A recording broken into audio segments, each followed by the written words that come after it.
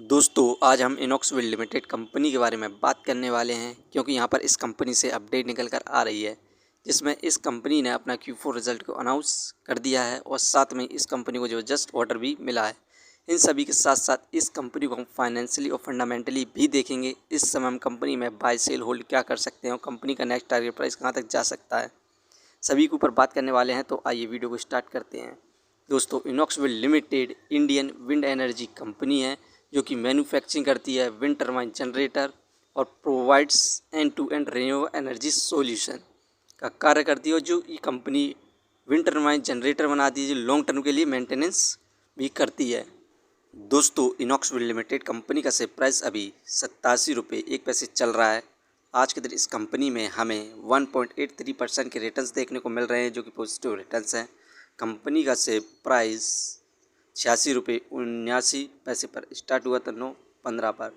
वहीं पर एक महीने में ज़बरदस्त गिरावट देखने को मिली 16.71% की। एक महीने पहले कंपनी का शेयर प्राइस 107 रुपये 11 पैसे था। वहीं पर बात करी जाए 5 साल की तो 5 साल में इस कंपनी के द्वारा हमें ज़बरदस्त रिटर्न देखने को मिले 324.03% के। 5 साल पहले कंपनी का शेयर प्राइस मात्र 20 रुपये 72 पैसे था। वहीं पर हाईएस्ट 250 रुपये को क्रॉस किया था। इस कंपनी ने अपना न्यू लो बनाया 72 रुपये, जिसके बाद इस कंपनी में हमें दोबारा से तेज़ी देखने को मिल रही है।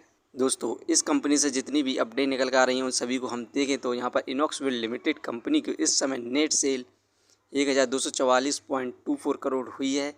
डाउनफॉल देखने को मिला 2.4% का, जबकि पिछले साल इस कंपनी की नेट सेल 1274.82 करोड़ थी। नेट प्रॉफिट 91.26 करोड़ हुआ है इस क्वार्टर।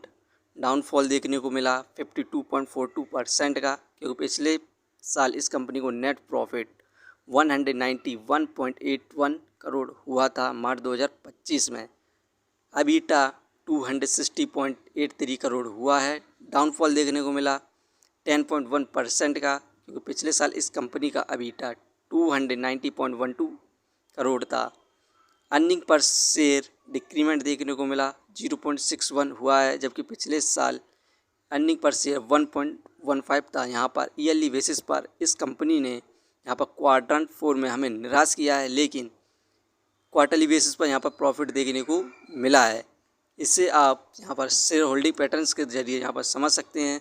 दिसंबर में फिल की इन्वेस्टिंग कंपनी के अंदर 14.16% थी, वहीं पर म्यूचुअल फंड की इन्वेस्टिंग 9.64% थी, जो कि मार्च में बढ़कर फिल की इन्वेस्टिंग 14.61% हो चुकी है और म्यूचुअल फंड की इन्वेस्टिंग बढ़कर 10.21% हो चुकी है। यहाँ पर दिसंबर से मार्च के बीच में यहाँ पर ज़बरदस्त इन्वेस्टमेंट देखने को मिल रही है म्यूचुअल फंड और फिल के द्वारा, जिसके बाद इस कंपनी में हमें लॉन्ग टर्म में अच्छे खासे रिटर्न देखने को मिलने की संभावना है।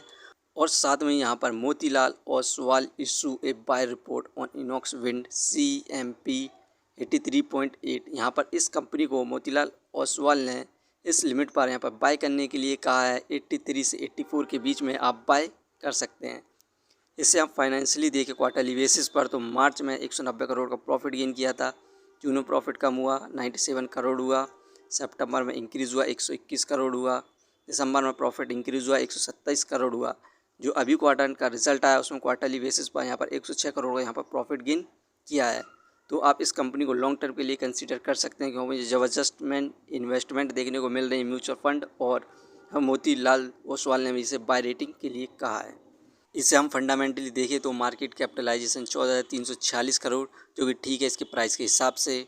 डेप्थ ऑफ इक्विटी 0.25 इस कंपनी पर कर्ज है, लेकिन कंपनी के द्वारा कहा गया है कि ये कंपनी 2027 तक एक डेप्ट फ्री कंपनी बन जाएगी।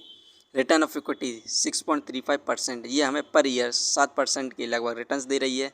अर्निंग पर शेयर 2.60, ठीक है डिविडेंड दे नहीं रही है। बुक वैल्यू 36.93, ये शेयर इस समय बुक वैल्यू से हाई प्राइस पर मिल रहा है, फेस वैल्यू 10। दोस्तों ये कंपनी फाइनेंशियली और फंडामेंटली ठीक है, और यहाँ पर मोतीलाल ओसवाल के द्वारा भी इसे बाय रेटिंग के लिए कहा गया है, और ज़बरदस्त इन्वेस्टमेंट भी देखने को मिल रही है फील और म्यूचुअल फंड के द्वारा।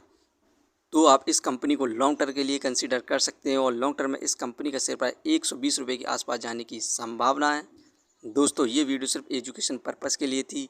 यदि आप किसी भी कंपनी या स्टॉक्स पर इन्वेस्ट करते हैं तो एक बार अपने फाइनेंसर्स और एक्सपर्ट की सलाह ज़रूर लें।